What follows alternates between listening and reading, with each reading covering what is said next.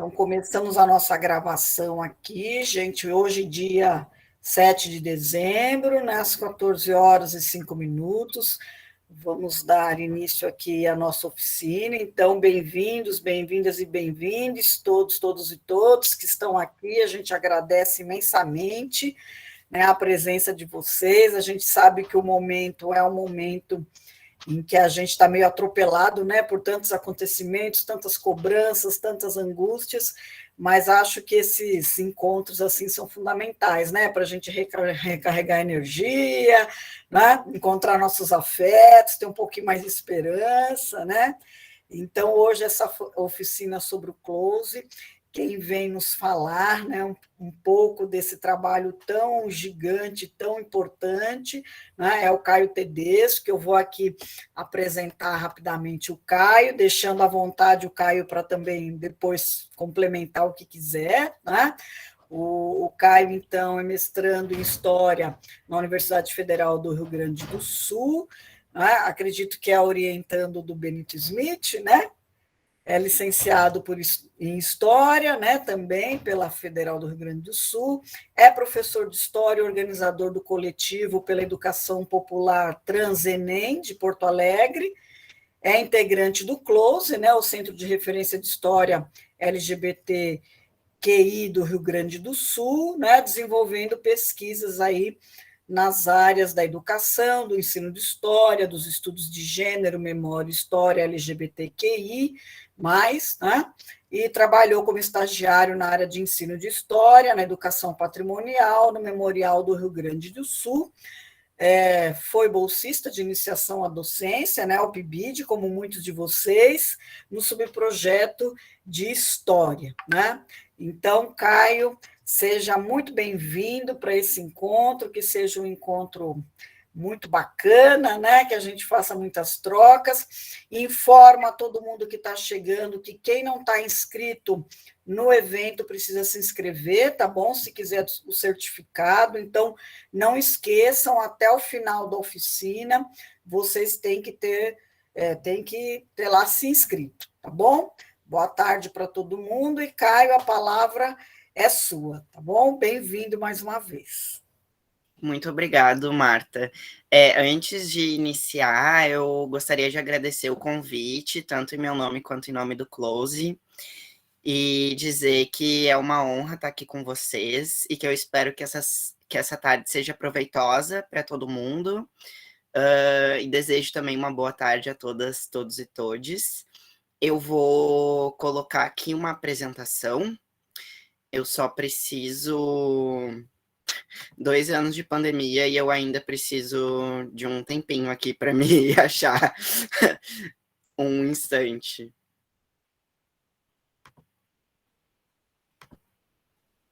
Tá. Já descobri como é que faz aqui.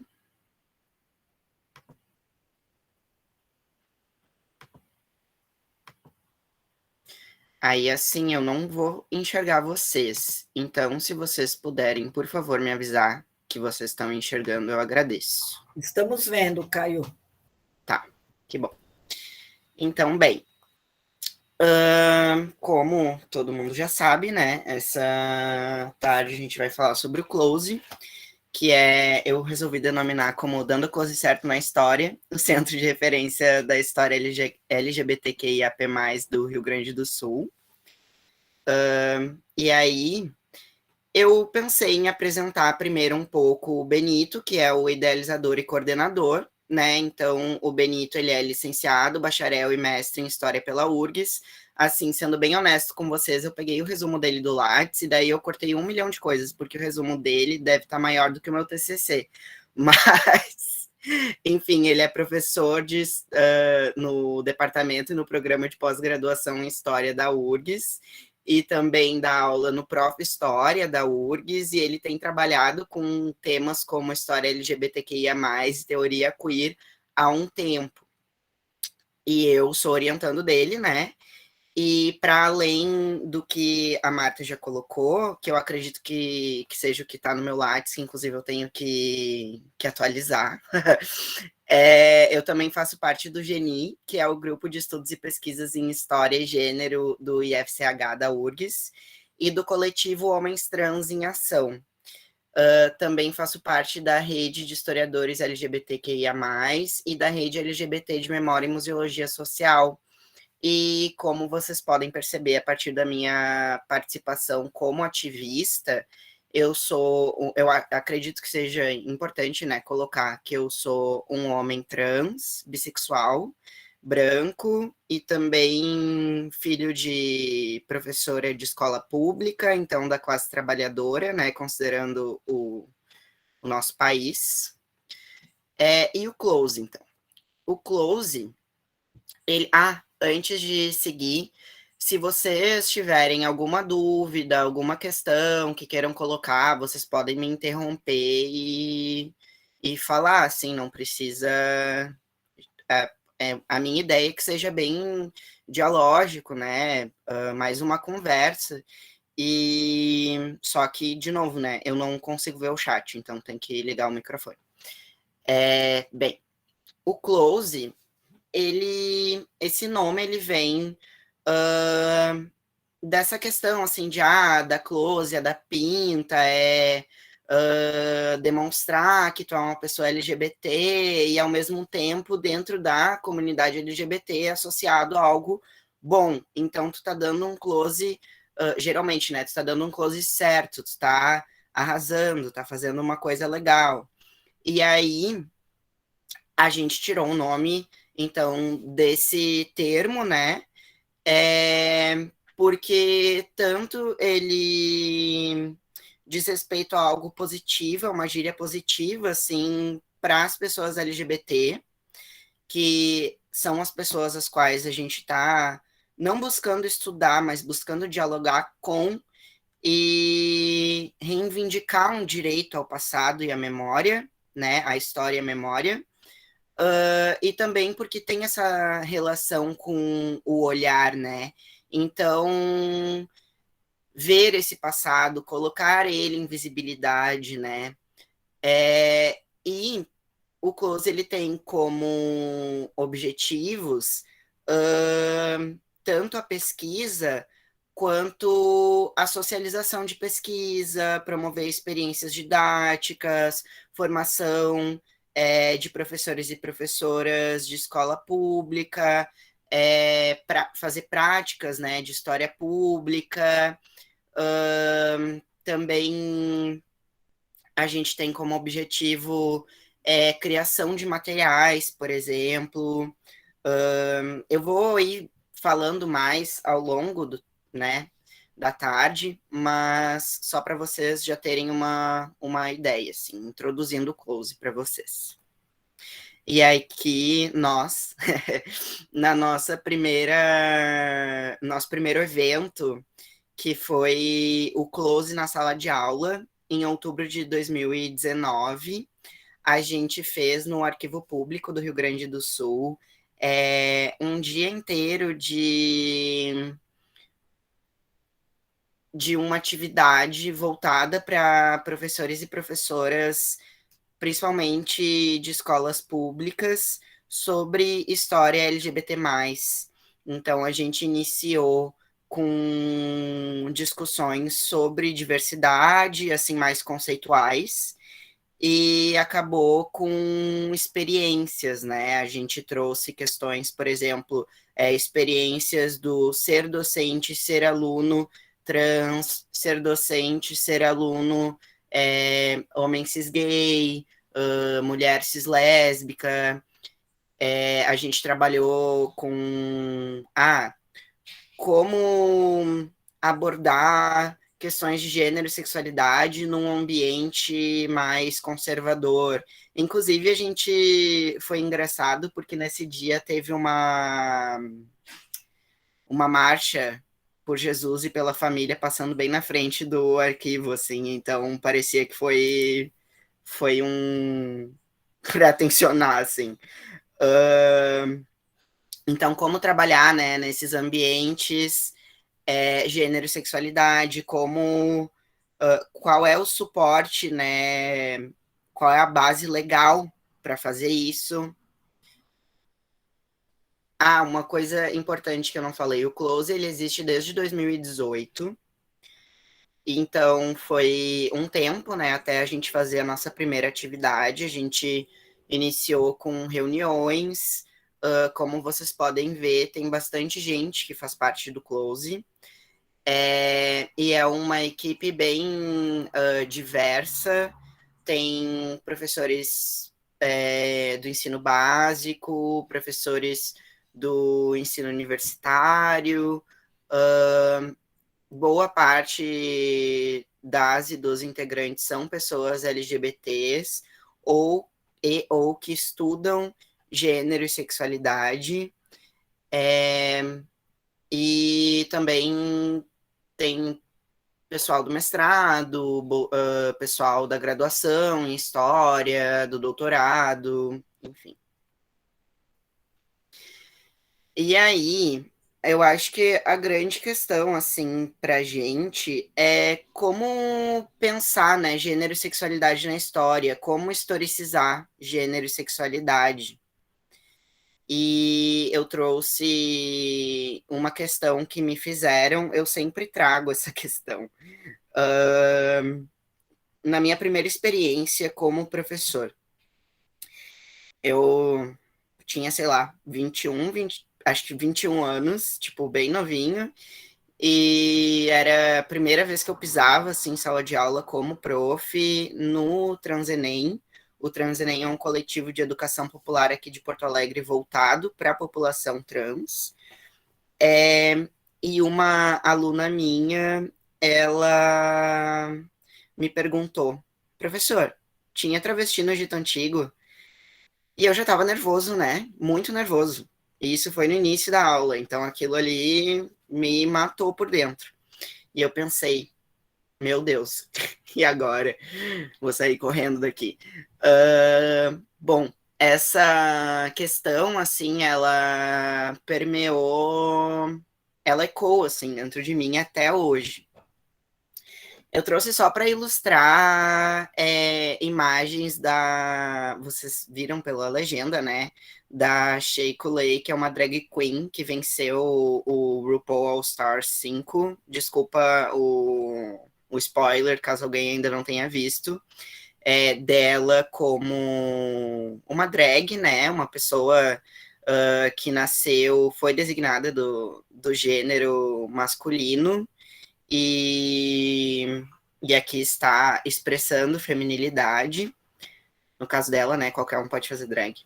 Mas, enfim, só para ilustrar. E, bem, eu acredito que essa questão ela é muito interessante para a gente pensar sobre gênero e sexualidade na história, porque eu poderia ter respondido para essa minha aluna, que é uma mulher travesti, não tinha travesti no Egito Antigo, porque travesti é uma identidade política latino-americana e da contemporaneidade. Eu podia simplesmente ter dito isso. Mas o que eu pensei? Eu pensei, bom, se eu disser não e dar essa explicação agora, assim, de cara, né? Eu vou estar cortando provavelmente uma boa possibilidade de um diálogo sobre gênero e sexualidade na história, como é importante historicizar gênero e sexualidade, e como, apesar de, bem, não tinha travesti no Egito Antigo, quem será que a gente poderia associar com travestis hoje no Egito Antigo? Como que a gente pode pensar cisgeneridade e transgeneridade no passado, né? Por exemplo. E aí, uns anos depois, eu tava matutando isso, assim, tipo, ai, será que tem, né? E eu pensei, mas tinha Mapoa no Egito Antigo? No caso, tinham mulheres cisgêneras no Egito Antigo? Né? As pessoas no passado eram cisgêneras? E não, né? Não necessariamente. Se a gente pensar que, bom, a cisgeneridade e a heterossexualidade são concepções de gênero e sexualidade normativas que vem de construtos sócio-históricos, né? Que estão localizadas em um tempo e um espaço, e esse tempo com certeza não era o Egito Antigo. Essa imagem é só um exemplo, né, de como a gente pode ver diversidade de gênero sexual no passado. Então, essas são duas pessoas, two spirit, que é dois espíritos de comunidades nativas da América do Norte, indígenas da América do Norte, que são pessoas que não se identificavam nem com masculinidade, nem com feminilidade somente, sim, com ambos. Pessoas, tanto XX quanto XY, eram Two Spirit. E ainda são. Tem pessoas indígenas hoje nos Estados Unidos que se identificam como dois espíritos. Enfim, né? Então, apesar de terem outros termos, outros sistemas de gênero e sexualidade, havia, sim, uma diversidade, né? E aí, os referenciais teórico-metodológicos, eles são extremamente importantes, assim, para pensar gênero e sexualidade no passado, na história, né? E como trabalhar isso na historiografia e num fomento à memória, né?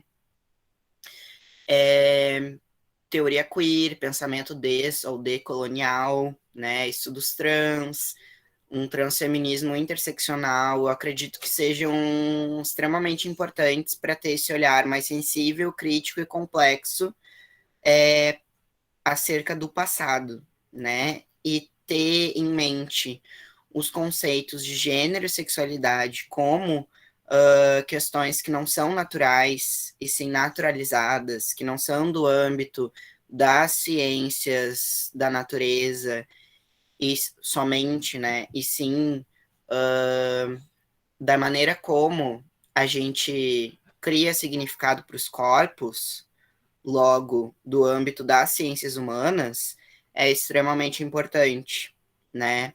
Pensar nos conceitos de transgeneridade, bissexualidade, pansexualidade, homossexualidade, intersexualidade, né?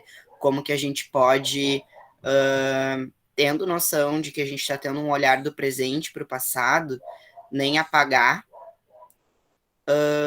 e nem essencializar. E aí, por fim, pensar em corpos, experiências, identidades de gênero e sexualidades inconformes, né? Só que não só é importante historicizar e reivindicar um passado queer, também é importante historicizar, para isso, né, é necessário historicizar o que é considerado normal e natural, o que é normalizado e naturalizado, né? Então, a cisgeneridade, a heterossexualidade, a endossexualidade, bem como a branquitude, e aí isso vem, né, da cisnormatividade, da heteronormatividade, da cis, ou seja, da cis-heteronormatividade, de uma endonormatividade e de uma ciscolonialidade, como diria a Viviane Vergueiro. O que eu quero dizer com tudo isso? Endossexualidade é um termo que eu acredito que seja menos comum, então eu imagino que seja importante explicar. Diz respeito às pessoas que não são intersexo, então que nasceram com os cromossomos XX ou XY, né? Intersexo é a pessoa que nasceu, por exemplo, XXY. E essas pessoas, devido, né, ao sistema binário de gênero e ou seja, a cis-heteronormatividade, elas ainda hoje sofrem intervenções biomédicas, muitas vezes sem nem saber, sem autorizar e sem nem saber, para se adequar ao binarismo de gênero. E geralmente sendo é horrível assim o que os médicos falam, mas é muito comum ouvir que é mais fácil construir um buraco do que uma torre, algo assim. Então, O toda. Caio, Oi, o Caio, posso te fazer uma pode? pergunta, já Pode. aproveitando? Se você puder fazer uma, aproveitando essa definição que você está dando, né, de endossexualidade, qual seria a diferença para a intersexualidade? Da endossexualidade para a intersexualidade. A É possível? intersexualidade, sim, a intersexo é o sujeito que nasce com, com mais de dois cromossomos sexuais. Então, é a pessoa que não vai nascer com os cromossomos XX nem XY. Vai nascer XXY, XXX. Esses são os dois exemplos que me vêm na cabeça agora, mas eu sei que tem vários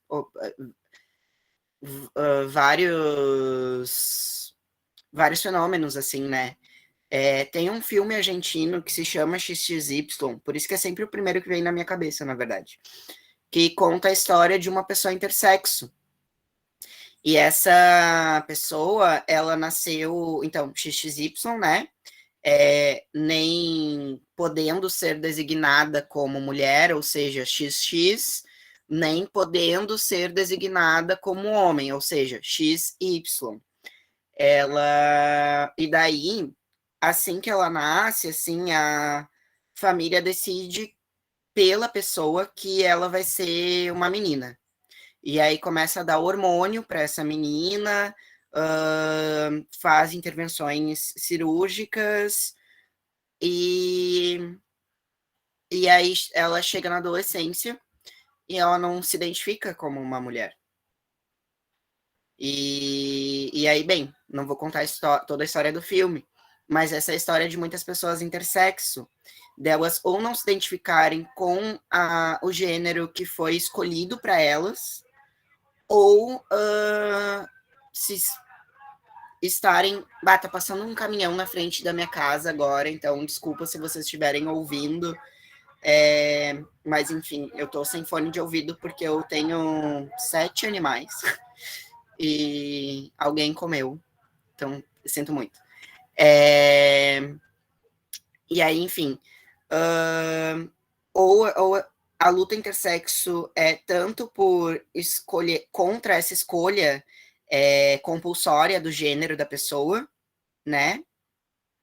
Tanto quanto essas interferências cirúrgicas e endocrinológicas, também compulsórias, porque é desde a primeira infância, né? Então a pessoa ela nem talvez a pessoa ela queira ter o corpo que ela nasceu com, sabe? Ela não precisa ter uma vagina ou um pênis ou sei lá, sabe? E endossexual, então, é a pessoa que nasce com os dois cromossomos, a maioria das pessoas, né? XX, então a pessoa que vai ser designada como mulher, independente de se identificar como uma ou não, e daí, caso ela se identifique, ela vai ser uma pessoa cisgênera, que é aquele que se identifica com o gênero que lhe foi imposto ao nascer, e se ela não se identificar, ela vai ser trans, como eu, né? Que é a pessoa que não se identifica com o gênero que lhe foi imposto ao nascer. Não sei se eu expliquei bem. Não, Ficou tranquilo, explicou compreensível? sim. Eu queria que você deixasse claro mesmo para o pessoal entender. Eu acho que entenderam. Qualquer coisa, o povo se manifesta aí. Obrigada, Eu acho Carlos. que qualquer coisa a gente pode dar um Google, assim, tipo, buscar imagens, pode ajudar, né? Às vezes, visualizar. Mas, enfim, de nada.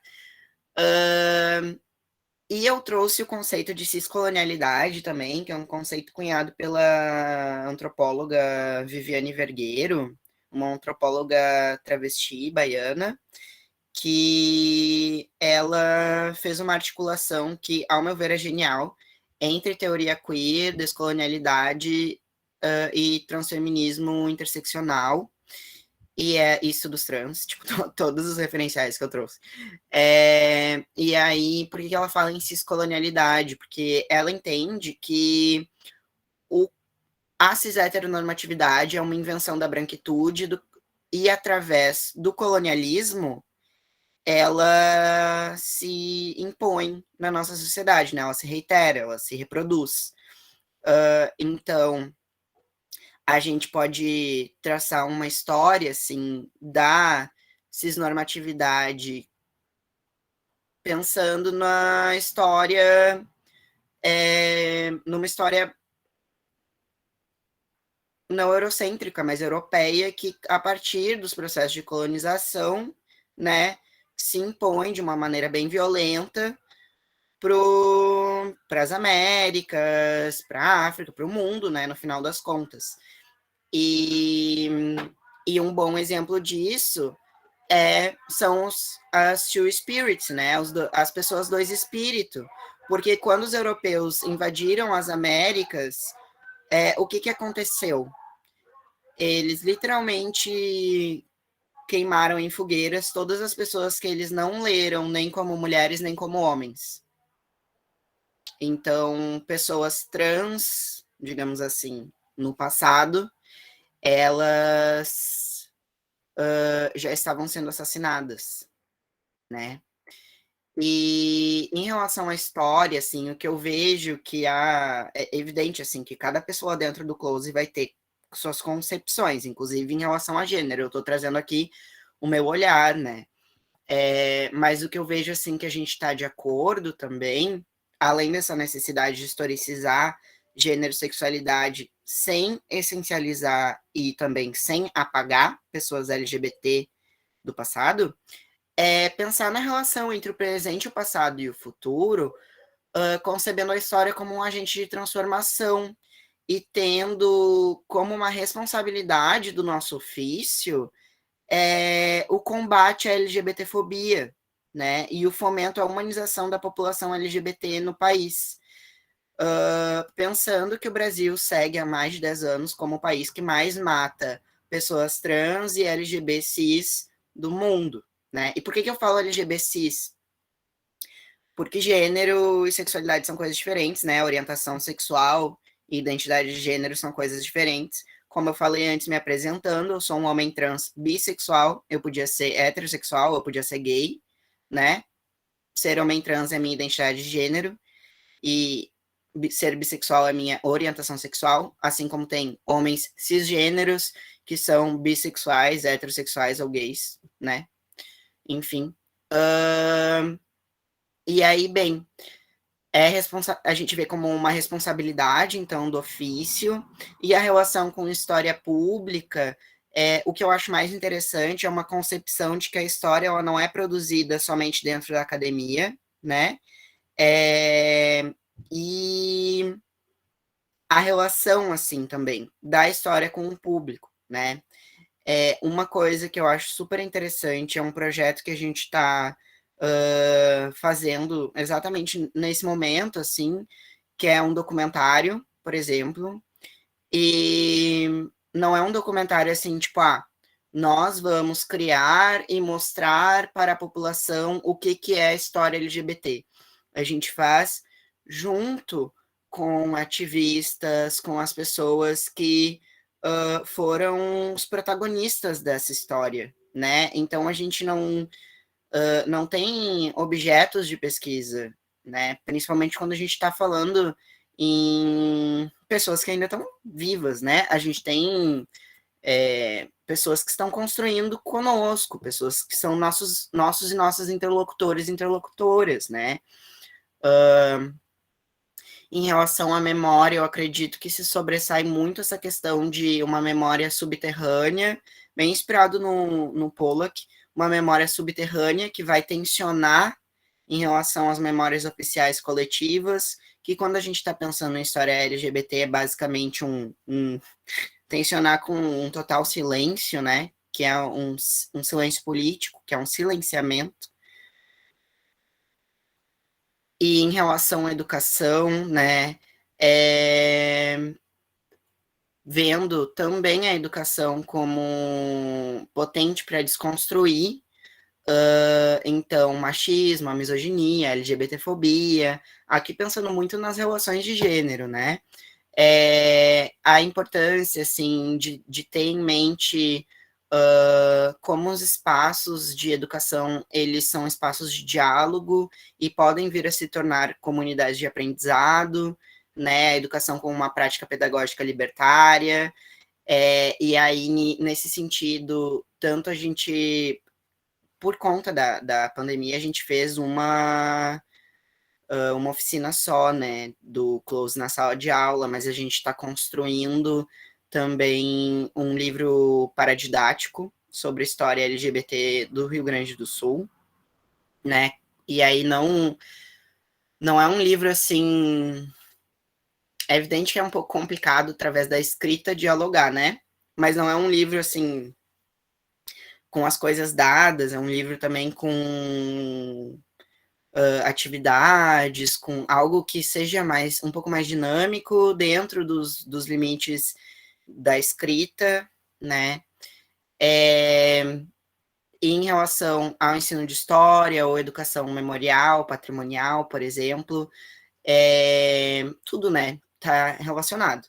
Mas uma formação cidadã, pensar na alteridade, né, na subjetividade. Então, no final das contas, tudo a gente está pensando na importância, assim, isso seria, digamos, o objetivo da operação historiográfica no Close, sabe? Uma desconstrução dessas dicotomias naturalizadas, a humanização da população LGBT e uma relação bem evidente entre subjetividades e materialidades, né? Porque pensando, puxando pro meu assado, né? Não é que pessoas trans no sentido de pessoas que não se identificavam com o gênero que lhes foram impostos ao nascer não existiam no passado, né? Mas qual era a possibilidade desses sujeitos de materializarem as suas subjetividades, de colocarem para fora, de externalizar, de expressar, né? O trabalho do Luiz Morando, por exemplo, eu acho extremamente interessante nesse sentido, porque ele traz exemplos de antes da década de 50, se associa muito pessoas trans à década de 50, a partir da década de 50, né, que é quando surge o termo, quando as primeiras intervenções corporais, elas começam a ser possíveis, mas tanto pessoas trans quanto pessoas cis mudam o corpo, né, tem muito mais mulher cis que colocou silicone do que mulher trans, por exemplo. E é uma escolha de expressar a feminilidade, né? Do que é associado à feminilidade na nossa sociedade. Mas, enfim, a gente está pensando, então, nessa relação, né? Entre subjetividade e materialidade. E como que ambas são do escopo sócio-histórico. E aí, antes do Close nascer, digamos assim, um pré-close, teve a exposição no Museu Joaquim Felizardo, aqui em Porto Alegre, chamada Uma Cidade pelas Margens. Foi a primeira exposição sobre história LGBT da cidade, e eu vejo como um ponto assim importante da história do Close, da formação do Close, porque muitas pessoas que fazem parte do Close hoje, elas tiveram na construção dessa exposição. Eu acredito que essa exposição ela tenha dado um start assim para surgir o Close, sabe? E ao mesmo tempo eu trouxe essa exposição tanto por ser importante na história do centro, quanto por ser assim um tapa de luva na cara de quem dizia que mas na minha época não tinha isso, mas não tem registro histórico, não existiam pessoas LGBT no passado, gênero e sexualidade não são problemas da história, né? Não são problemas historiográficos. E eu trouxe especificamente que é ser trans de verdade, eu vou falar em breve, justamente por causa dessa questão, assim, não, mas antes da década de 50 não existiam pessoas trans. Como assim? Né? Porque ser trans é tomar hormônio e fazer cirurgia. Não. tem muito mais homem cisgênero monstrão de academia tomando testosterona do que homem trans. Mas tudo bem, né? E essa exposição, ela veio mostrar isso, e é uma exposição que vai também, né, ter as 3 partes do processo, né, da operação historiográfica. Então, ela vem no momento em que já era possível falar sobre isso dentro de um museu, né, um espaço que é tão, ao meu ver, é mais tradicional, e mais difícil, assim, de lidar com esses assuntos do que dentro da academia, dentro das universidades, muito mais. E essa exposição ela foi construída junto ao movimento social LGBT aqui da cidade, e teve todo um processo, assim, da prática, de ir atrás das fontes e de escolher a forma como que essa história ia ser narrada, de maneira a não faltar ninguém, né, e tá de uma forma crítica e também didática, assim, para o público. E aí eu trouxe outros exemplos, assim, em relação a pessoas trans, né, no passado. Aqui é o exemplo de uma confraternização do Instituto de Ciência Sexual, fundado na década de 20 em Berlim. Então, são pessoas de gênero inconforme ou trans, daí depende da perspectiva historiográfica que a pessoa, né, quiser usar, em Berlim na década de 20. E não há registros.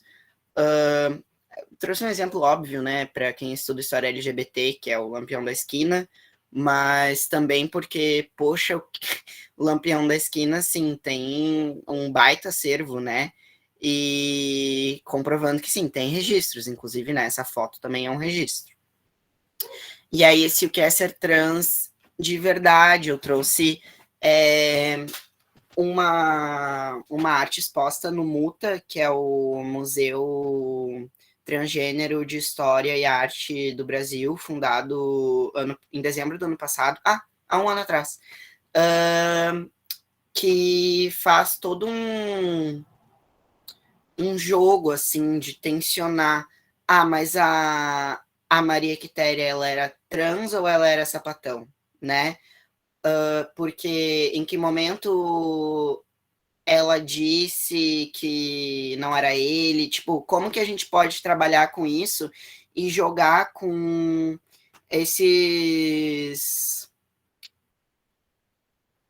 lacunas históricas para não definir quem o outro era no passado, mas para colocar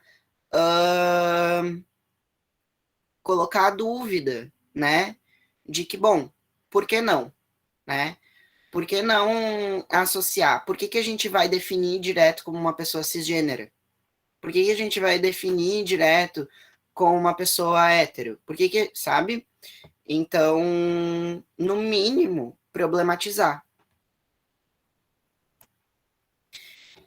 E daí, pensando, então, já combatendo os argumentos, né? Eu acho que é importante pensar qual é a função desse apagamento, silenciamento dos registros, das histórias, de uma construção de uma memória acerca da história LGBT, né?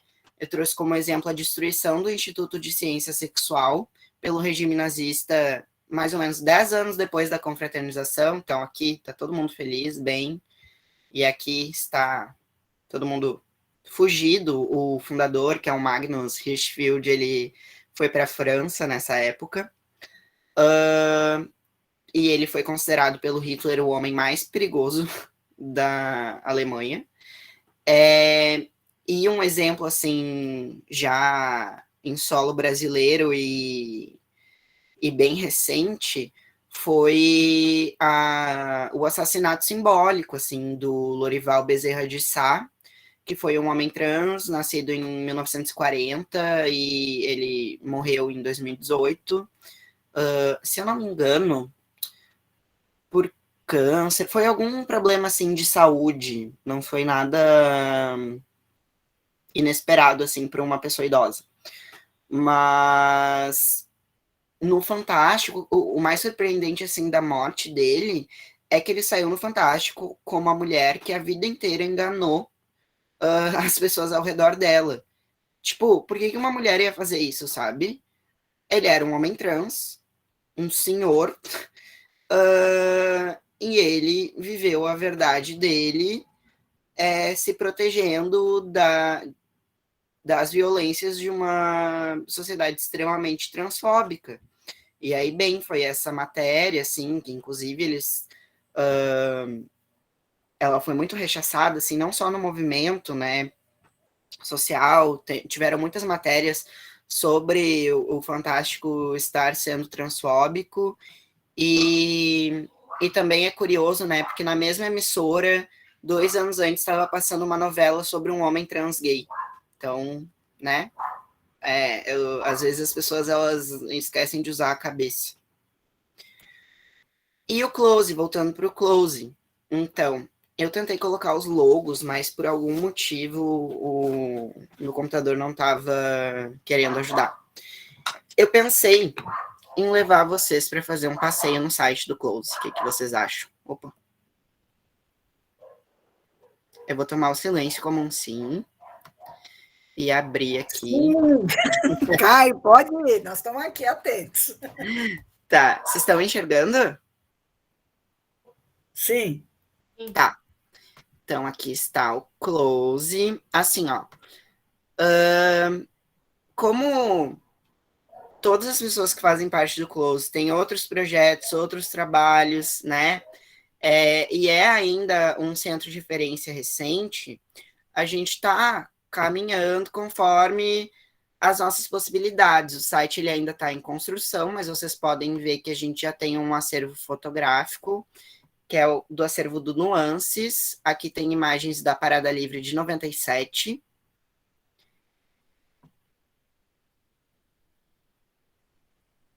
Aqui, por exemplo, se eu não me engano, é a Nega Lu, que é uma das figuras históricas mais importantes, assim, para a história LGBT do Estado.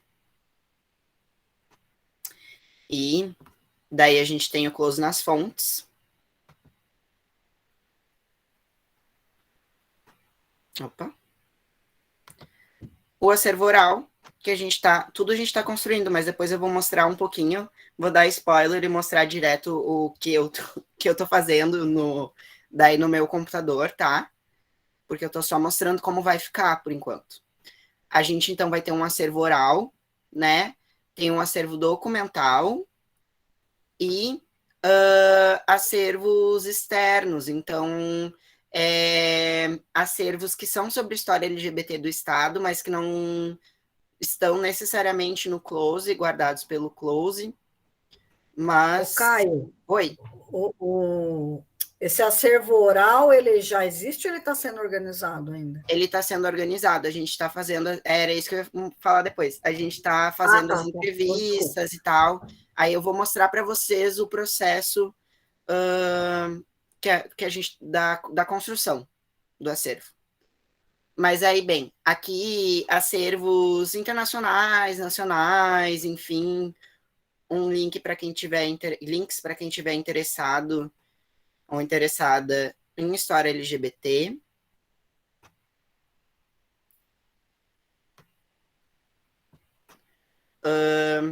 Daí o close na sala de aula, aqui vai estar a parte dos materiais didáticos, né, e também dos cursos.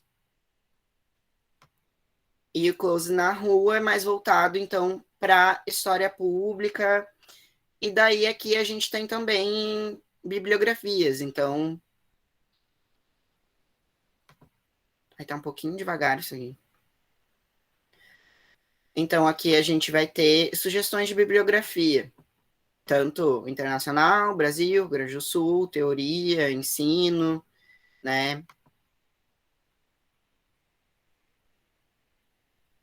No nosso mural tem as notícias do Close. Então, aqui, ó, a gente está digitalizando por enquanto o acervo do Nuances, do jornal do Nuances. Aqui alguns vídeos, assim, de entrevistas do Close. Essa é a Camila, minha amiga, inclusive. Ela estudou a Cole Gay, que era um grupo de gays gremistas que iam... um grupo de torcida gremista só de homens gays. E aqui é a Marcele Malta, que é uma das fundadoras da Igualdade, da ONG Igualdade. Fontes, né, sobre transexualidade, homossexualidade em Porto Alegre, no Rio Grande do Sul. E, enfim, tem várias questões. Aqui tem uma entrevista com a Augusta Silveira de Oliveira, que estudou a história do movimento travesti aqui em Porto Alegre. Eu chorei lendo a dissertação dela algumas vezes. Achei bem emocionante. E aqui quem participa do Close, assim que ele quiser abrir, ele vai. Vamos, computador. Deu. Mas assim, também em construção. A minha foto, por exemplo, não tem. Não tá querendo abrir por causa da minha internet, gente. Até peço desculpas. Mas aqui vocês podem ver quem participa. E aqui tem as redes sociais também aqui em cima. E aí, vocês estão enxergando? No site do Núcleo de Pesquisa Histórica do IFCH da URGS, vai ter o Jornal do Nuances digitalizado. E aqui, deixa eu tentar abrir como quem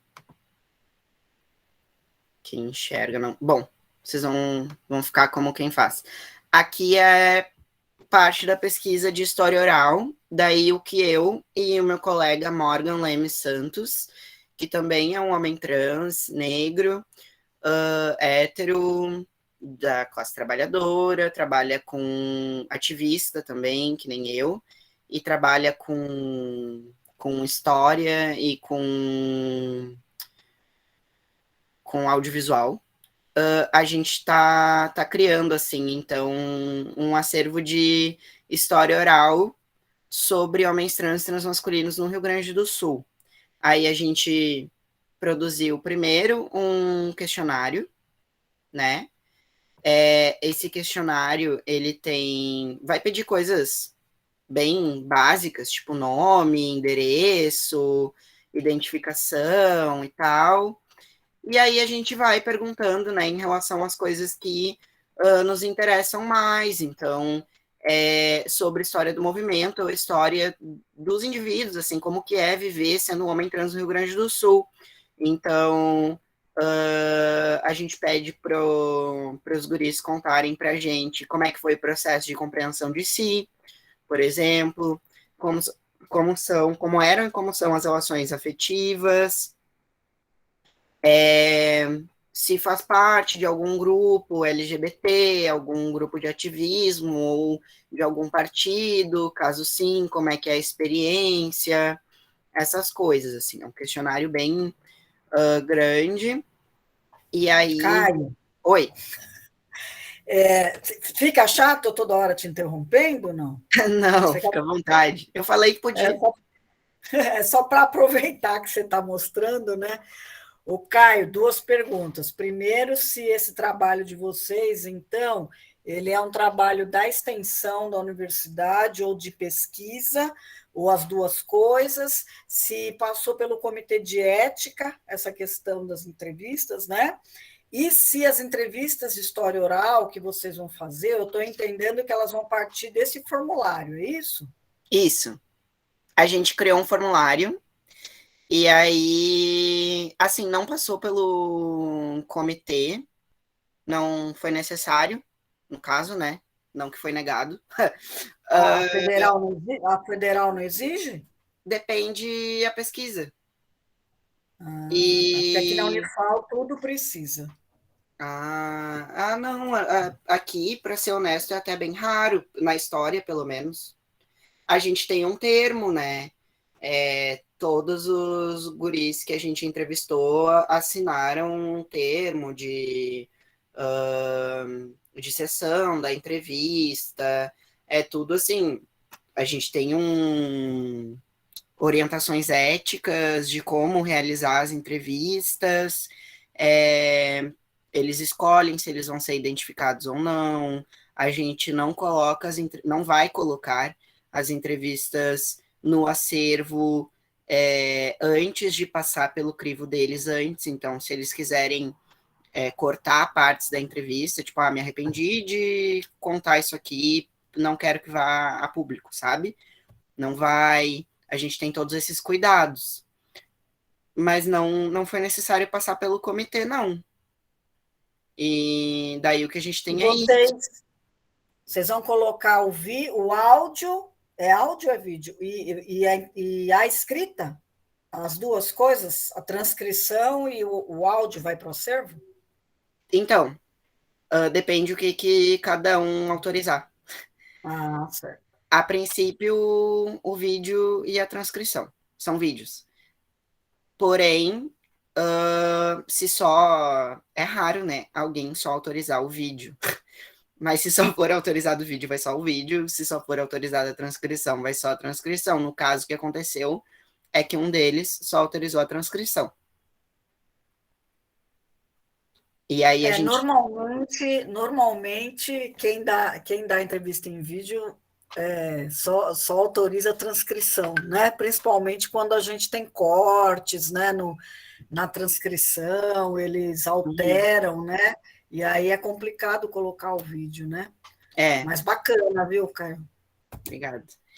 E aí, bem, a gente partiu desse formulário, que inclusive a gente nem publicou ainda, porque se é para ser uma pesquisa maior, a gente foi atrás das lideranças do movimento e baseou as entrevistas nesse formulário que a gente pretende lançar em breve. Então, vocês estão vendo, assim, ó, bem o início do trabalho, né? E daí, a gente tem... Vocês estão enxergando o que eu estou enxergando, né? Daí a gente está vendo bem pequenininho, bem pequenininho. Tá, a gente tem os modelos das inscrições, das transcrições, aliás. Por exemplo, o Julian, ele autorizou, tá, gente? Eu tenho assinatura ali que eu posso usar a imagem dele. O Julian, ele autorizou tudo. Daí, que a gente... Como é que a gente está fazendo? A gente tem essa folha de rosto com a imagem de quem autoriza, se não autoriza, não tem a imagem, se não autoriza a identidade, também fica um nome fictício. E daí uma coisa que eu acho interessante é que cada entrevistado se apresentou. A gente não apresentou as pessoas. Então, eles escolheram os marcadores sociais que eles iam colocar, ou se iam colocar ou não um marcador social. Tipo, as informações que eles queriam passar nessa primeira apresentação foi total de escolha deles. E aí, bom, né, as informações mais técnicas, assim, das entrevistas. E aí vai, assim, para o site. A gente está indo de acordo com um repositório de entrevistas de história oral da URGS, um repo, né, que está também vinculado com o Close, né, tá tudo articulado. Então a gente segue esse manual, né? E aí, além das entrevistas com os homens trans, a gente... Eu acho que eu vou voltar aqui para a apresentação.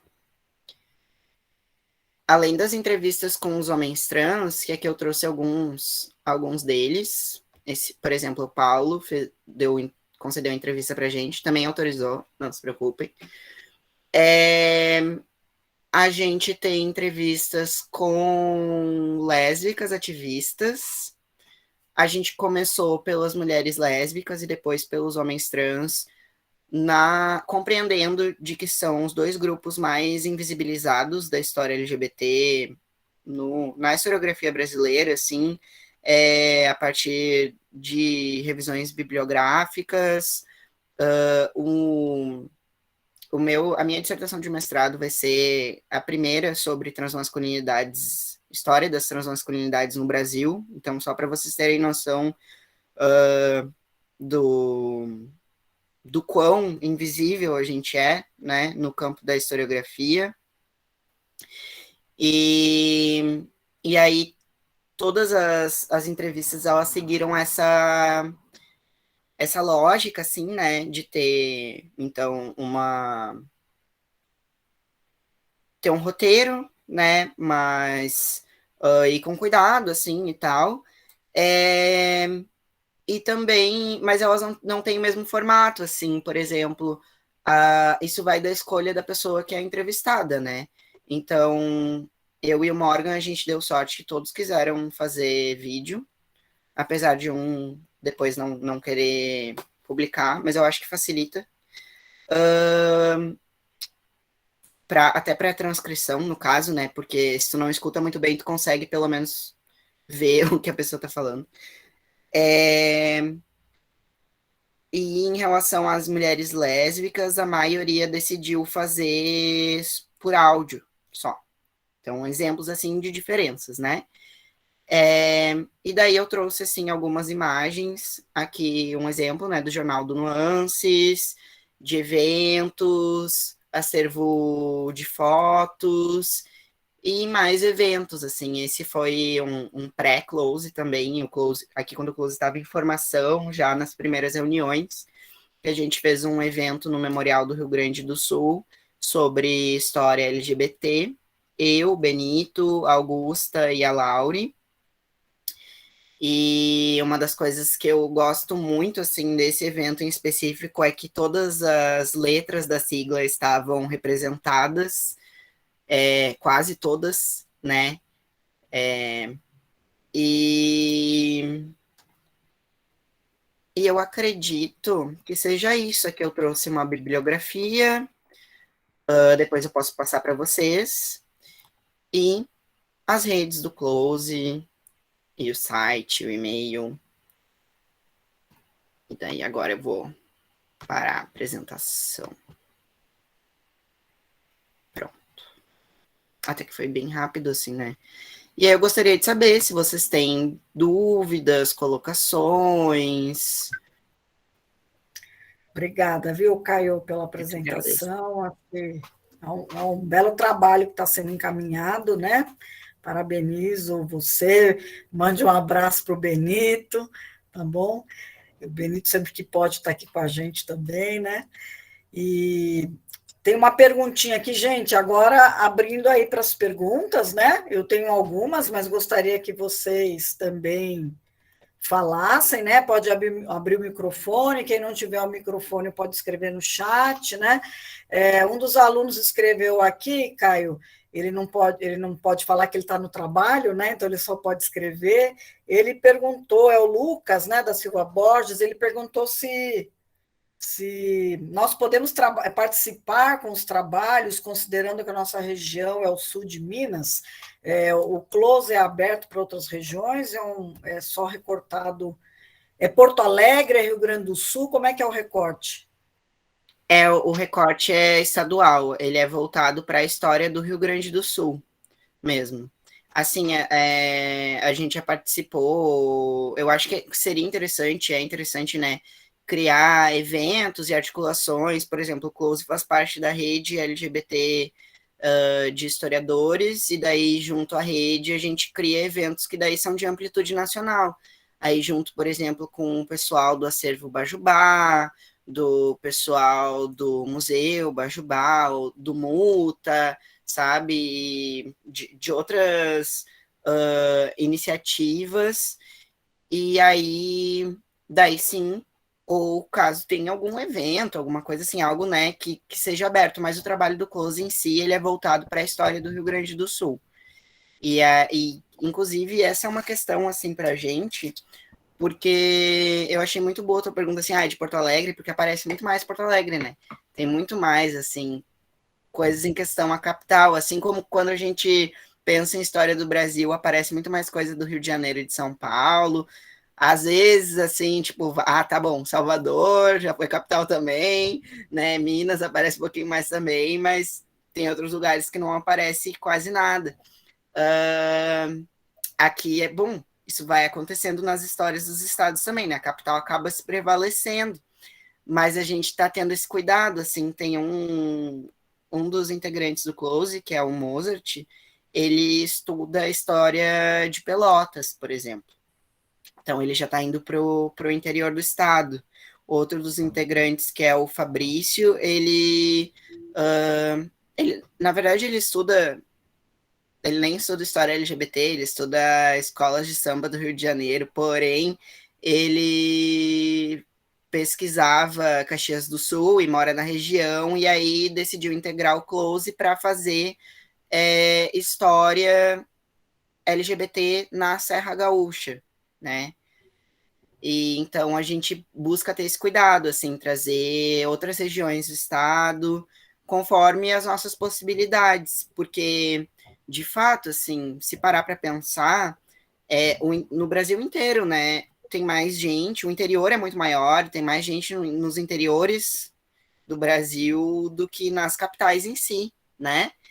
Então, como que a gente vai pensar em história pública, em tensionar a memória coletiva, se a gente não está falando algo com algo com que as pessoas possam se identificar?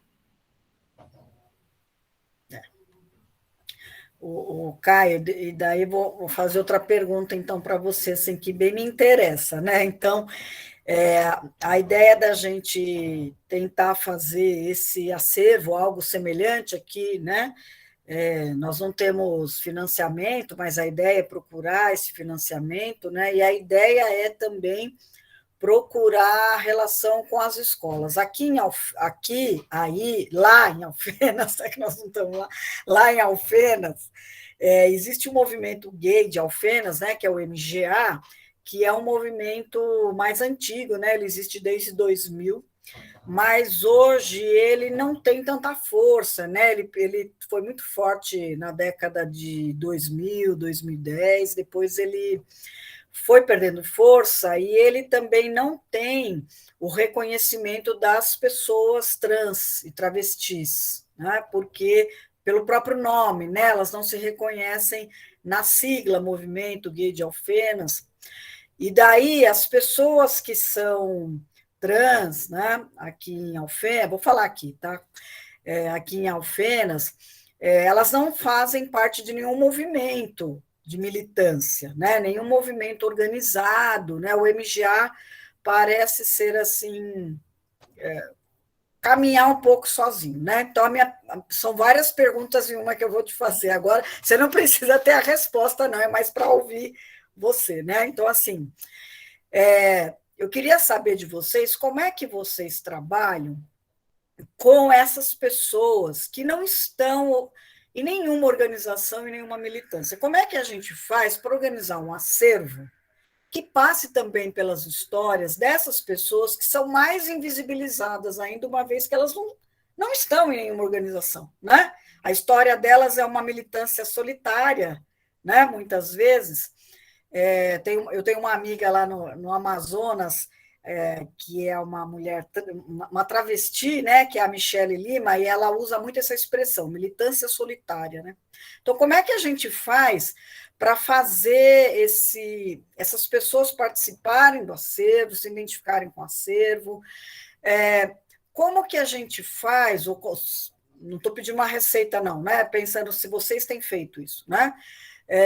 Para trazer, por exemplo, trazer ou levar, não sei, né, essa proposta para dentro das escolas, trazer os professores. Eu sei que vocês têm um diálogo, então, né, já com os professores. Queria que você falasse um pouco mais como é que tem sido esse diálogo, né, como é que vocês têm pensado construir essa questão do acervo, né, junto com as escolas. E, por último, Caio, Esse acervo mudou, né? O Close era um acervo LGBTQI, né? Já vi que tem várias letras já, né? Imagino que foi uma demanda. E o acervo, por enquanto, ele tem sido só virtual ou ele já tem um acervo físico? Tudo bem? Te enchi de perguntas, né? Por favor. Tudo bem, tá tranquilo. A maior parte das coisas que a gente está organizando são virtuais, né? Porque são literalmente arquivos, né? De vídeo, de áudio, mas o Jornal do Nuances ele está no núcleo de pesquisa histórica da URGS. Então é a parte que seria física, né? Mas a maior parte do que a gente tem organizado é virtual mesmo. E aí vai ficar disponível no site. Assim que tiver tudo, vai dar tudo certo. E eu achei muito poético isso da militância solitária. Eu nunca tinha pensado nesse termo. E é real, né? Isso acontece com uma grande frequência, assim. Eu vejo algumas pessoas elas se dizerem ativistas autônomas, coisas assim, sabe? Tipo, não tá ligado nem a um partido político, nem a um coletivo, a uma ONG, enfim. E eu fiquei pensando se a gente já entrevistou alguém que não faz ou não fez parte. E eu não consegui lembrar de ninguém.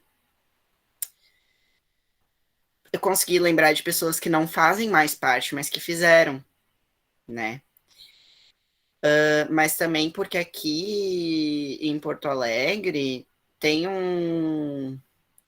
desde 2000 desde 2015 tem até um movimento transmasculino, né? E desde a década de 90 um movimento de mulheres trans e travestis. Então, e aqui também tem há muitos anos, já há mais de uma década, o PROTIG, que é um programa de identidade de gênero do SUS. Então, muita gente vem morar aqui para ter acesso a esse tratamento, né? O que acaba criando uma comunidade, né, trans, assim, bem grande. E daí, óbvio, né, não é todo mundo que vai querer ser ativista, mas em maiores proporções vai encontrar mais ativistas. Mas a gente já discutiu, assim, não exatamente essa questão do ativismo ou de uma militância solitária, mas de como, entre todas as aspas do mundo, assim, pessoas comuns, tipo, pessoas que não necessariamente vão estar implicadas no movimento social, elas fazem parte dessa história, né? E como trabalhar com isso.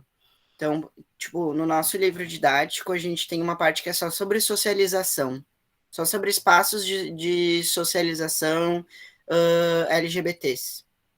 E é evidente que algumas pessoas elas vão acabar aparecendo, né, mais nesses espaços, porque nem sempre a gente está fazendo política de uma forma mais óbvia, mas às vezes só tem um espaço que tu pode habitar diante de uma sociedade que te quer ver morto, aquilo ali tem um viés político, né? E aí, nesse sentido, assim, de buscar pensar para fora da caixa, assim, o que gera impacto social, né? Impacto social parece tão coisa de empreendedor, credo.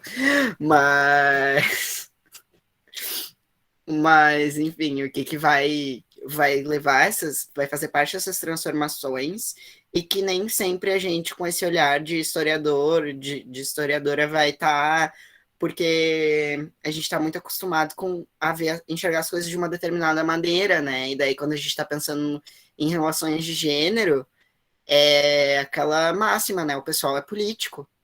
E daí a gente precisa expandir essas concepções do que vai ser uma relação de poder, uma relação social de poder, e de como que as relações de resistência, dominação, de enfim, vão estar compondo isso. E então eu acho assim que é super importante, né? E tanto de pensar, tipo, por exemplo, no cotidiano, tipo, uma história do cotidiano, quanto em pensar nesses espaços mesmo, né? Mas, de fato, não lembro se a gente entrevistou. Eu acho que nas entrevistas não tem ninguém. Mas nos trabalhos de pesquisa em arquivo, daí a gente vai encontrar pessoas que vão aparecer, assim, nos nossos trabalhos. Essas mulheres que eu tenho entrevistado homens também, né? Mas agora eu estou na parte mais das mulheres e das travestis. Tem duas coisas assim que bem bacanas assim para a gente prestar atenção que elas me colocam, sabe? Que essa ideia da militância solitária, né? Então elas não querem ser associadas a nenhum movimento. Então, uma certa aversão aos movimentos, elas não se reconhecem nos movimentos. Acho que são coisas para a gente pensar, né, Caio, assim, importantes, né? Por que não querem ser associadas aos movimentos, né?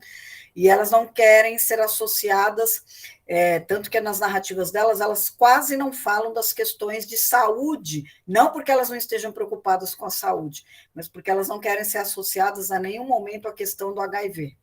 Né? Então, elas falam, não vamos falar do HIV, porque nós não somos o HIV. Né? Então, é bacana quando você vai para o cotidiano, né, para fora desses debates de políticas públicas e tudo, que elas estão pensando uma outra questão, né? Quer dizer, eu não quero, não me coloque nesse debate, eu não quero estar nele, né? E cai nisso que você falou, a questão do cotidiano, a questão do existir, simplesmente, né? Muitas delas falam assim para mim, eu só quero estar aqui e existir. É isso. Né? É a questão da resistência com X, né? O quanto é uma luta assim só para viver, para ser quem tu é, são coisas que deveriam ser tão simples.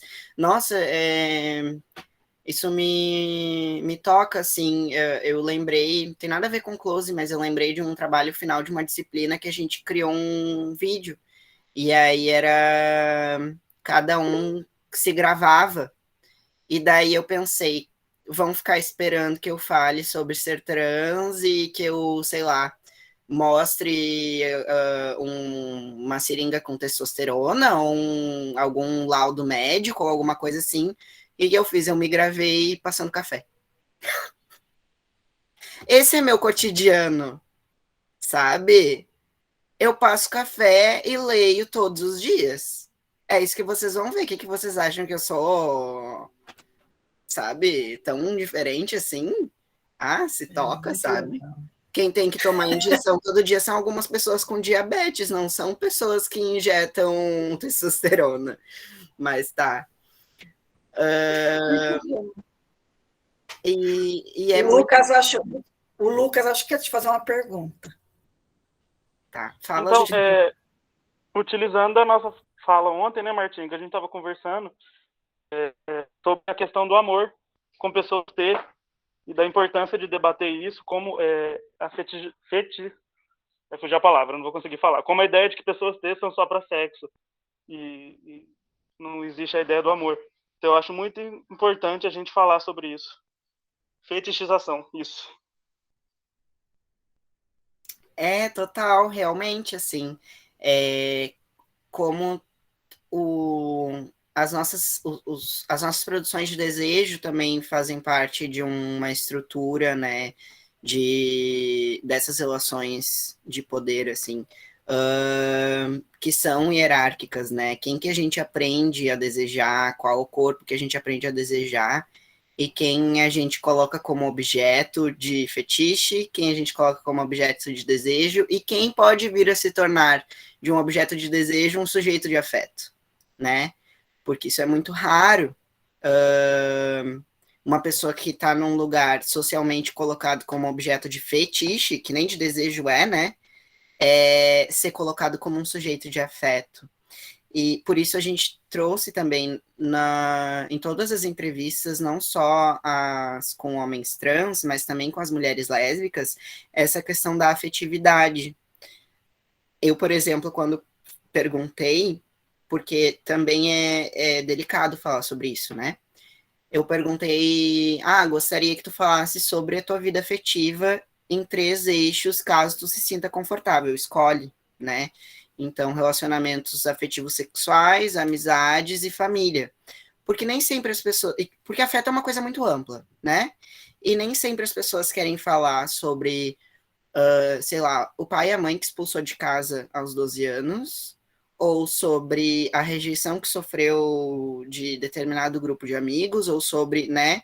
Então, acho que é importante, assim, na hora de estar construindo uma história pela via das entrevistas, a história oral, assim, dar essa abertura, assim, tipo, olha, isso é importante, mas a história é tua, não é minha. O que tu quer me contar, né? Porque isso também diz respeito daquilo que a pessoa quer passar sobre si e essa quebra, né, de como a gente está sendo visto socialmente.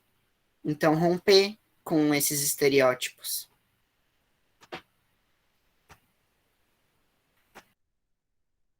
Eu tenho um amigo que é homossexual, ele é casado há 30 anos.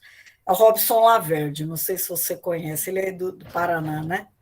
É o professor Robson Laverde. Acho que 20 e poucos anos, mas ele sempre me contava uma história que era do tio dele, o tio dele é homossexual também, né?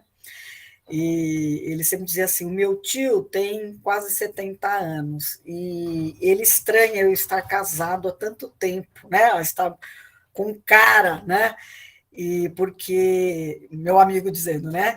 O meu tio sempre disse que o nosso lugar era o lugar da permissividade, da promiscuidade, que LGBT não tem direito ao amor. É incrível isso, né? Eu lembro muito da Bell Hooks, né? Quando a Bell Hooks fala dessa questão do amor, né? Ela está falando lá dos negros e das negras nos Estados Unidos, mas eu penso sempre muito a questão das pessoas LGBTQIA+, né, Caio? Assim, esse não lugar do amor. Não me cabe o amor, né? Eu aprendo desde pequeno que o meu corpo não merece ser amado, né? É incrível como, historicamente, a gente aprende esse lugar da solidão mesmo, né? A gente escolhe quem merece ser amado, quem merece o nosso afeto. O Felipe está falando aqui também, depois, se o Felipe quiser falar, Caio, né, e a Tabata. Eu acho muito interessante isso, assim, enquanto um homem trans, eu senti muito a quebra, assim, de como é ser lido enquanto homem trans branco, né? Eu senti muito a quebra de como é ser lido como uma mulher cis branca e como é ser lido como um homem trans branco, né? Porque quando eu era lido como uma mulher, né, deixando bem evidente que eu nunca fui, mas quando eu era lido pelos outros como eu era extremamente padrão. Extremamente padrão. E eu passei, assim, eu faço... Daí a pessoa super se abrindo, né? Eu faço análise já faz 6 anos. Eu passei por todo esse processo durante, assim, junto com a minha psicóloga, né? E foi tema de várias sessões, assim. Sair do lugar de sujeito de afeto para essa solidão. É uma questão, assim, que é bem impactante, né? E é muito maluco, assim, viver os dois lados da moeda. Mas era só isso, eu lembrei disso. Quem que ia falar? Eu não sei se o Felipe quer falar, Felipe. E depois a Tabata, pode ser? Se a Tabata quiser falar primeiro, que eu não estou em casa e eu só vou ir para um lugar mais sossegado aqui, eu já falo. Ok. Tá bom. Então, esse assunto sobre ser fetiche é muito complexo, porque até dentro da comunidade LGBT também se tem muitas discussões sobre. Por exemplo, eu sou uma mulher lésbica. E, em geral, mulheres que sentem atração por outras mulheres, sejam multissexuais, sejam homossexuais, elas são colocadas pela comunidade como maior aceitação, sabe? Quando, no fundo, só é uma questão de fetiche, por conta dos homens. Por homens se sentirem sexualmente atraídos por mulheres juntas. É uma questão um pouco mais complexa. Sim, com certeza, são vários corpos que são fetichizados, né? Começando pelos corpos negros e indígenas e partindo daí para os corpos LGBTs e de mulheres, enfim. E não é qualquer homem também que vai fetichizar e desejar, né? Mas sim homens. O grupo daí seria, né? Homens cis héteros, né? E também não é qualquer homem que, mesmo fetichizando, vai ter uma. Vai poder passar ileso por cometer algum assédio ou por fetichizar, porque homens negros, por exemplo, eles já sofrem com o mito do homem negro estuprador. Um homem negro, ele precisa pensar na roupa que vai vestir antes de sair de casa, porque se ele sair, entre aspas, mal arrumado, ele pode sofrer um atraque policial a qualquer momento, inclusive se ele sair bem arrumado, né? Então, tipo, é tudo bastante complexo, né? Mas, enfim, assim, eu compreendo que tem, sim, alguns corpos que são mais fetichizados que outros e que sofrem mais violência que outros. Ao meu ver, são a questão do ciscolonialismo, assim, ela é preponderante. Então, eu penso sempre muito na população negra, na população indígena e, posteriormente, na população trans, em relação a isso, sobretudo de mulheres trans.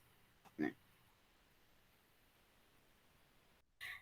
Uma das minhas entrevistadas, ela disse que, assim, quase por dia ela recebe no Face 13 propostas de programa. Ela não é trabalhadora do sexo, né? E ela diz: o fato de eu estar exposta no Face, né, o meu corpo já indica para as pessoas que eu sou alguém do sexo, né? Então é isso, né? É muito evidente, né? É muito evidente nesse corpo, né? E é violentíssimo, né? Violentíssimo. Felipe chegou, Luiz.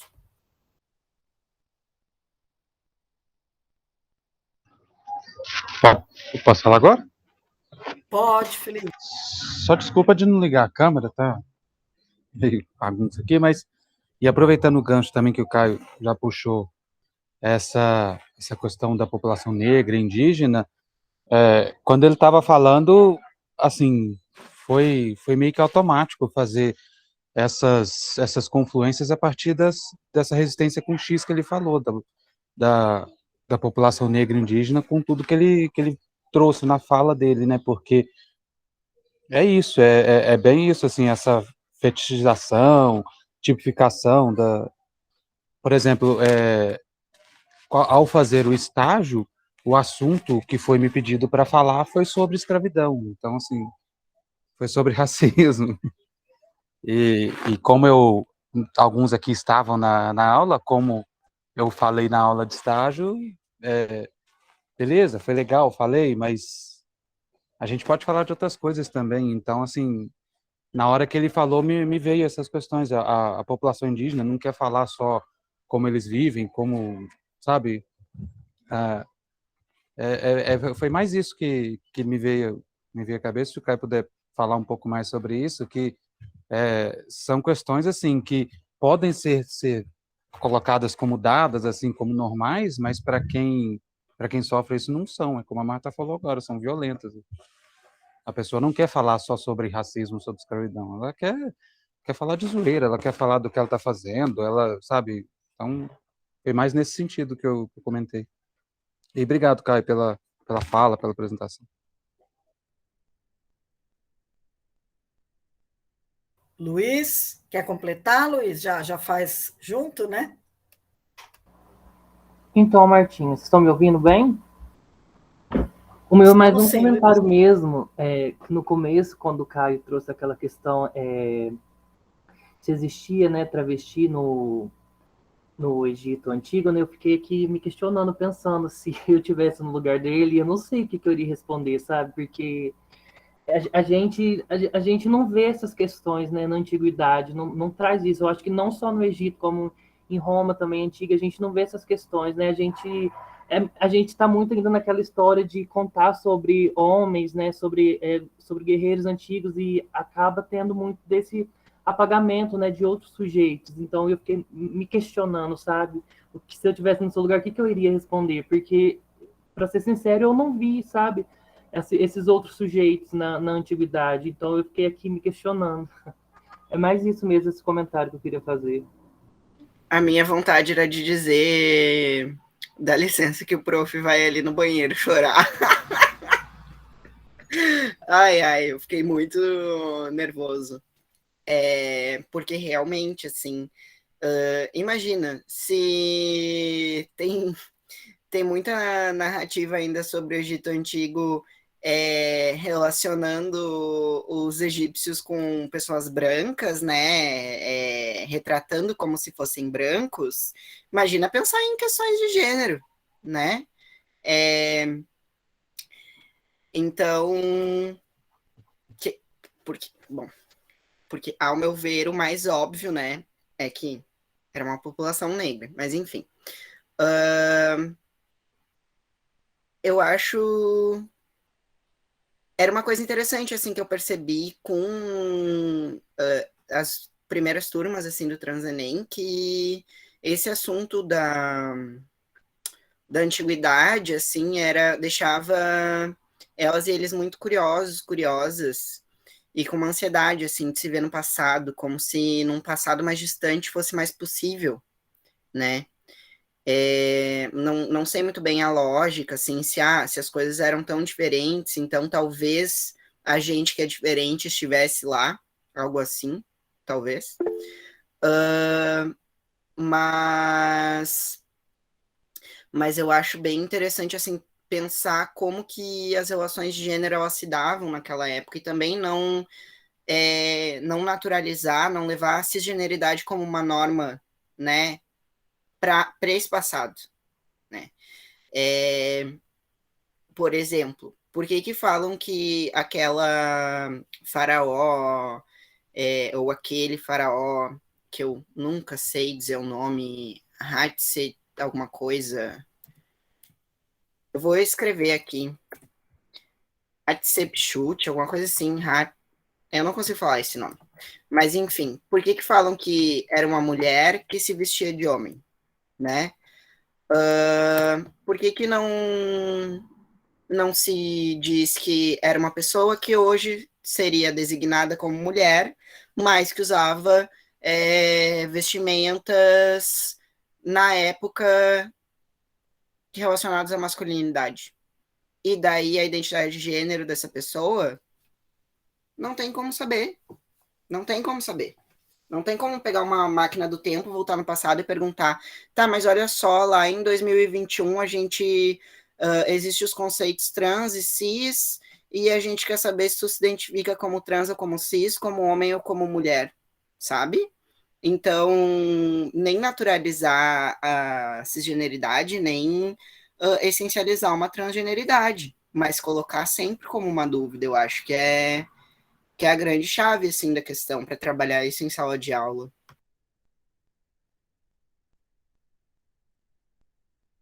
Então, Caio, deixa eu complementar. Vou falar, então, como uma mulher cisgênera, né? Mas pensando em todo o processo da escola, né? Assim, como eu fui professora há muitos anos no ensino básico, então sou de uma geração um pouco mais, né? Jovem há mais tempo que vocês, e aí eu fico pensando, né? Então, nessa pergunta do seu aluno, né? Que se eu fosse professora lá naquela época que eu fui, né? Década de 80, 90, 2000, nossa senhora, faz muito tempo. e um aluno desse me fizesse uma pergunta dessa, naquele momento eu não saberia responder. Não é? Por quê? A minha formação, eu sempre digo isso, né? A minha formação na década de 80 era uma formação, né? Eu estudei na PUC de São Paulo, e a tradição da PUC de São Paulo era uma tradição muito marxista, né? Tradicional, conservadora nesse sentido político, né? E para nós, essas discussões de gênero, sexualidade, raça, eu não vou dizer nem que não tinha importância, porque a gente nem levantava essa hipótese, certo? Isso é só para a gente comparar os tempos, né? Não vou nem falar da minha formação, né? Se for falar da minha formação, então, no colégio, meu Deus, né? Então, assim, esses temas, eles não estavam para nós ali, né? Tanto que eu costumo brincar que na minha sala de aula não tinha LGBTQIA+, não tinha negro, né? Eram pessoas totalmente invisibilizadas. Eu também aprendi, né? Eu também passei por um processo de transformação. E eu sempre costumo dizer que quanto mais eu entro em contato com a comunidade LGBTQIA+, com os meus alunos e alunas negros, é que eles me revelam, né? Eles não se revelam, eles revelam quem eu sou nesta sociedade. Eles e elas revelam, né? Vocês, né? Revelam de que sociedade nós estamos falando? Estou falando de mim, né? Eu não sou mais aquela coisa natural, né, que eu pensava que eu era. Tudo isso para te dizer o seguinte, da importância da pergunta do teu aluno. Né? Eu não acho que você tem que chorar, eu acho que você tem que se orgulhar. Sabe por quê? Porque essa era uma pergunta que jamais surgiria numa sala de aula na década de 80, na década de 90, na década de 2000. Quando um aluno... Aí você me corrija, por favor, porque sou eu que estou falando, certo? Então, posso estar falando besteira, certo? Mas, assim, eu penso que os alunos querem... Hoje a gente encontra alunos e alunos querendo compreender muito mais as coisas do que a minha geração quis compreender. Né? Mas por quê? Porque esse debate está aí, os movimentos sociais identitários estão aí, e existe uma vontade enorme por parte de discentes de quererem compreender o mundo. Né? E aí os conceitos todos, né? Isso está atravessado nas mídias, na internet, e as pessoas não compreendem. Né? E eu ouço, por exemplo, das mulheres, né, com quem eu trabalho, porque elas me ensinam muito, né? Então elas sempre dizem assim, as pessoas não nos odeiam só porque elas têm raiva de nós, elas não nos odeiam, elas não nos conhecem, elas não sabem nem quem nós somos, né? Então, assim, eu acho, Caio, que quando um aluno faz uma pergunta dessa, né? E eu entendo, obviamente, que você está falando de um lugar muito diferente do meu, né? Mas, assim, é quase que um apelo mesmo, assim, não compreendam como nenhum tipo de mau problema. Eu acho que é um ótimo problema, porque é um desejo enorme de aprender, de entender, né? E eles acabam vendo em vocês uma oportunidade que não encontrariam em outros professores, que se recusam a falar ou que não sabem o que falar, ou que também desconhecem. Né? Então, eu me vejo lá atrás, e eu sei que boa parte dos professores são como eu era lá. Né? Muitos professores não aprenderam e não querem aprender. Né? Então, eu acho que você deve ficar feliz com uma pergunta dessa, porque aquele aluno está só querendo entender. Né? E querer entender, para mim, já é um passo tão bonito. É nesse sentido. Mas pode me descascar e discordar. Não, jamais. Com certeza. Hoje eu fico muito feliz. No dia eu fiquei apavorado. Mas hoje eu fico muito feliz. Também no dia, assim, minha primeira vez que eu ia dar uma aula na minha vida, aí, foi demais no meu coração. Mas, bom, me impactou tanto que me acompanha até hoje, né? É importantíssimo na minha vida, assim, esse momento, né? Aqueles segundos ali, e, meu Deus, o que eu faço agora? Mas com certeza, assim, Eu também acho que se hoje a gente pode, como discente, né, questionar e buscar saber mais, é porque, aliás, se hoje a gente questiona essas coisas, é porque hoje a gente pode questionar, né? Porque hoje a gente. Imagina, eu faço parte da primeira coletividade transmasculina do Brasil. É a primeira vez que se tem uma coletividade de homens trans. Né? Eu faço parte de uma primeira geração. Porque hoje a gente pode existir. E não que não tivesse pessoas no passado, como Lourival, que, entre muitas aspas, fingiu que era mulher uma vida inteira. Ou como pessoas de ainda mais antigas, assim, o historiador Rodrigo Weimer, ele trabalha no Arquivo Público do Estado, e ele me mandou, semana passada, um arquivo de um homem trans vivendo na década de 30 aqui em Porto Alegre, sabe? Então, são pessoas que não podiam viver da forma como a gente vive hoje. Mas eu não acredito que os nossos processos de subjetivação em termos de gênero, eles sejam tão diferentes assim, né? O que eu passei na década de 90, na minha primeira infância, o que o João Neri, que foi o primeiro homem trans operado no Brasil, passou na infância dele na década de 50, porque a cis-heteronormatividade, ela, evidentemente, como tudo, ela está em constante transformação, mas ela é uma norma que se reitera através do tempo também, né?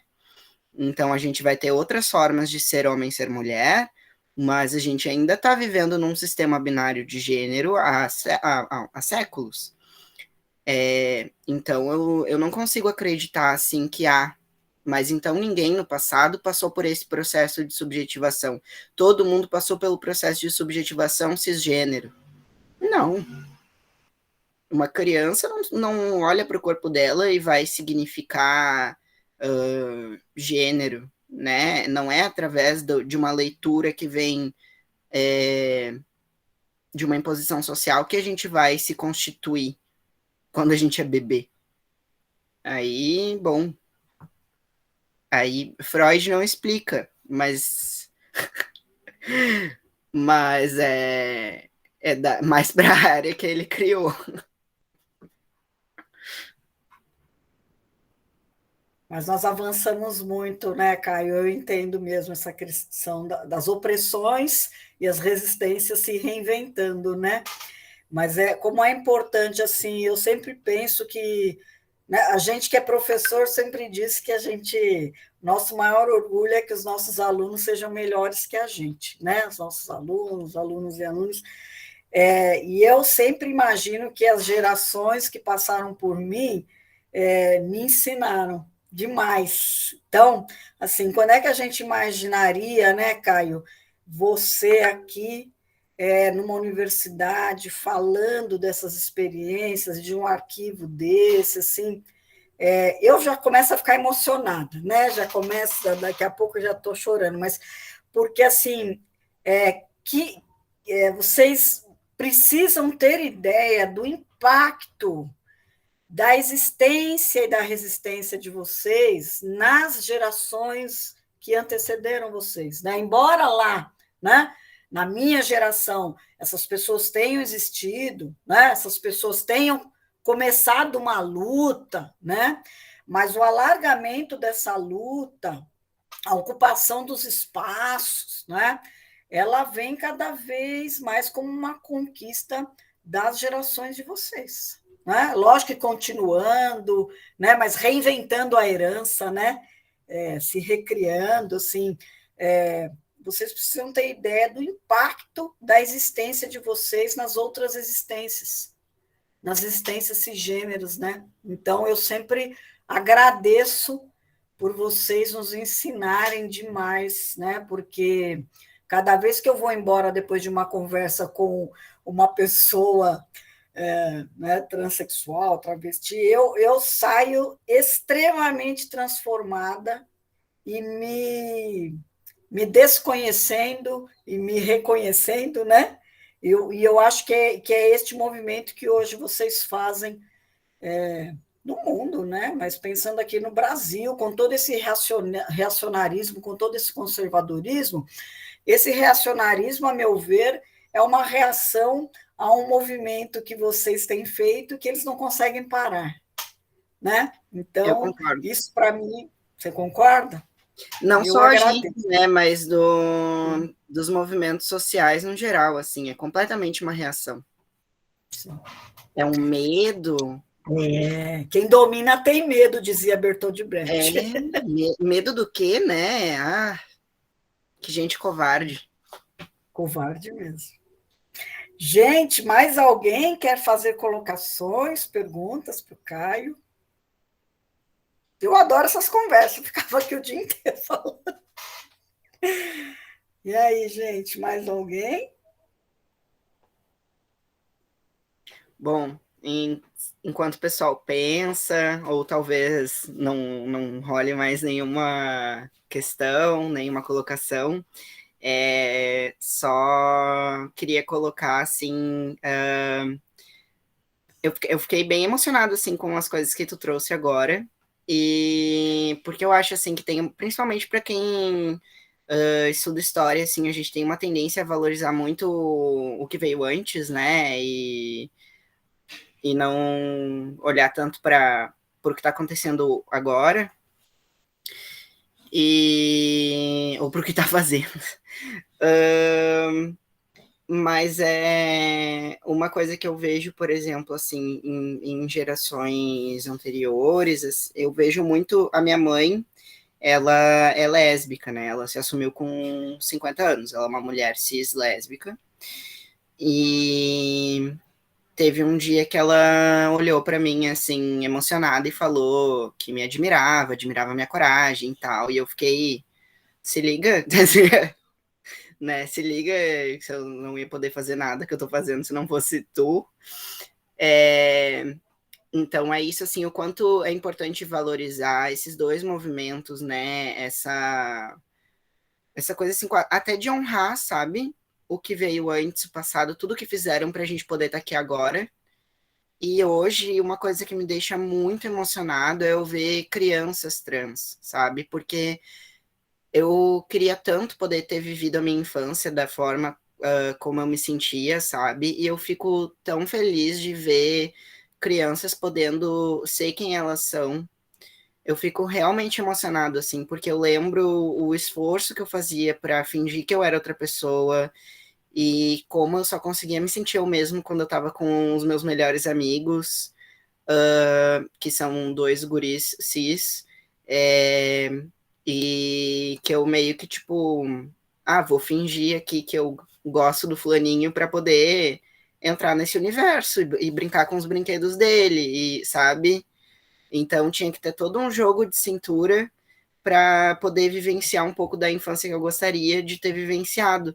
E como é até bonito, assim, emocionante de ver essas crianças tendo o apoio da família hoje e podendo, óbvio que são poucas, né?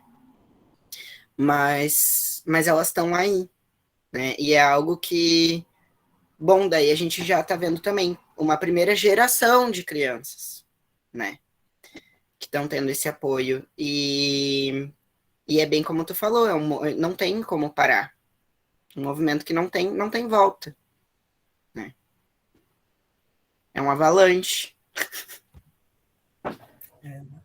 Isso é muito bonito, isso é muito forte, né? Eu tenho um primo que a filha dele é uma menina trans aos 7 anos de idade, né? E nós somos de uma família de portugueses extremamente católicos e conservadores, né? E eu vejo a coragem do meu primo, né? Acolhendo essa filha e todo o acompanhamento que ela tem recebido, né, psicológico, é bem isso que você está falando, né? Como ela é feliz, porque ela tem um acompanhamento psicológico, porque a escola fez um projeto em que incluiu as crianças, em que incluiu os professores e professoras, em que todo mundo foi envolvido no acolhimento, como faz diferença, né?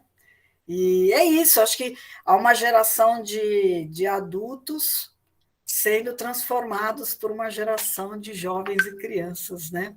Eu acho espetacular, gente, é impagável. A gente aprender, não tem preço, né, gente? Não tem preço aprender, mais do que ensinar, né?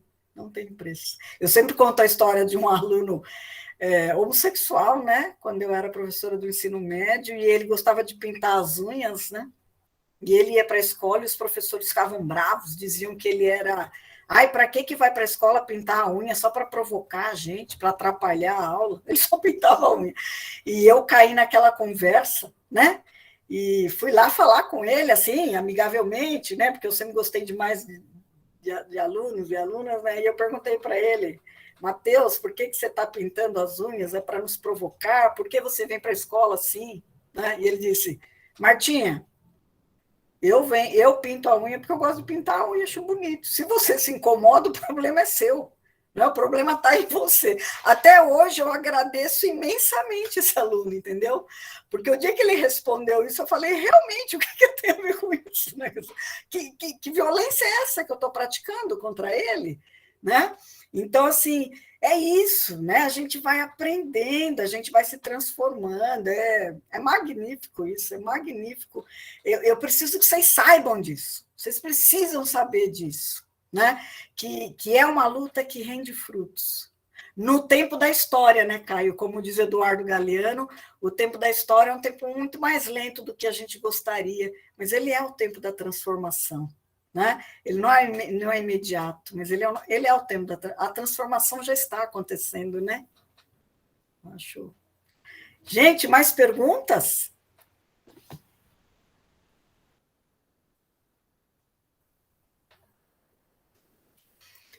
Muito bem, então a gente vai começar a encerrar, né?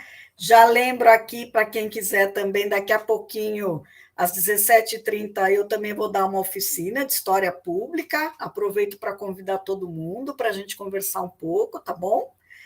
E, Caio, agradeço imensamente, agradecemos, aliás, em nome de toda a Unifal, né? Docentes e discentes, é um grande prazer você estar aqui conosco, muito obrigada por compartilhar tantas experiências, né? No fim, a experiência do Close, a sua experiência, acabou se misturando tudo, né? A gente agradece demais por você estar aqui, viu? Eu que agradeço o convite e também a recepção. Adorei estar aqui hoje, passar a tarde com vocês. Me senti muito à vontade, o que é raro. Então, agradeço muito por isso. E eu espero que tenha sido profícuo e interessante para todo mundo. E agradeço também, mais uma vez, em nome do Close. A gente logo vai se encontrar, se tudo der certo, né, para o ano que vem, que você esteja aqui presencialmente, ou a gente aí, né? E agradeço também a presença de todo mundo, olha lá o pessoal tudo escrevendo no chat, agradecendo, foi muito bom. Caio, obrigada mesmo, um belo dia para você, um abraço no Benito, na Laura, tá bom? E um abraço em você, muito obrigada. Obrigado, abração. Tchau. Um abraço, obrigada, gente, um grande beijo.